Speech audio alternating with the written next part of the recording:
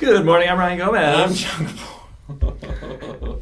And I'm John Kapora. Hi. Today we're continuing our Eldritch Moon set review recap with the blue cards. Yeah. So all our columnists, we've got Seth, we've got Ali, we've got Adam Yurchik, Conley, Raph, and Craig. They each rate cards 1 through 5 on 3 different criterias, modern, standard, and limited. Yep, so each of those scores gets averaged with the rest of the columnist scores into what we're calling a meld score. Because the cards meld. Each card will have 3 meld scores, so 1 for each criteria. We're going to kick this video off by going over the 10 highest ranked limited cards in mono blue. Yeah.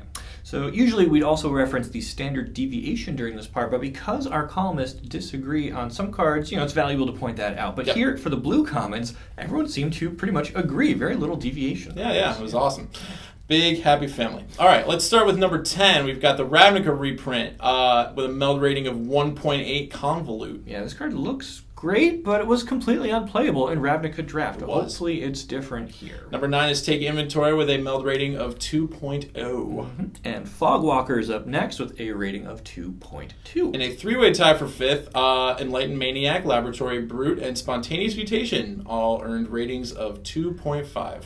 And 4th was Drag Under with a meld rating of 2.7. And the top 3 blue commons are all creatures, weirdly enough. Tied for 2nd, both with ratings of 2.8. We've got Exultant Cultist and Ingenious Scob. I really like both of them. They did some great work for me during the pre-release. The number 1 with a bullet coming in at an even 3.0 with a standard deviation of 0.0, Tattered Haunter. Okay, I want to point out 2 things. One, it went from 1.8 to 3.0, but the transition was kind of smooth. There wasn't any card that kind of stood head and shoulders above the rest. There weren't any real breakups in rating. It just kind of went smoothly from 3.0 to 1.8. So, all the blue cards are just kind of similar.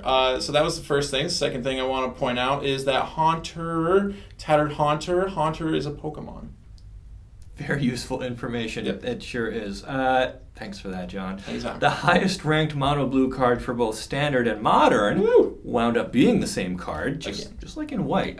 This time it's Mausoleum Wanderer. That makes sense. I mean, Curse Catcher's a good card as he's playing modern. Flying Man was good, once upon a time, and this card is like those two had a baby. I don't want to think about the mechanics of that. It's kind of gross. All right, so that's all the time we have today. But check out the article in the description below. We got a link down there so you can read all the details, sink your teeth into some of these numbers here, and really understand the ratings from our pros and columnists. Don't forget to hit up TCGplayer.com so you can order your Eldritch Moon singles, and you can check out our brand new buy list just launched this week. So if you got some cards you want to offload quickly, get cash right away. It's the best way to sell your cards fast. Yeah, that thing is awesome. All right, thank you very much for watching, and we will see you tomorrow. Goodbye, Internet!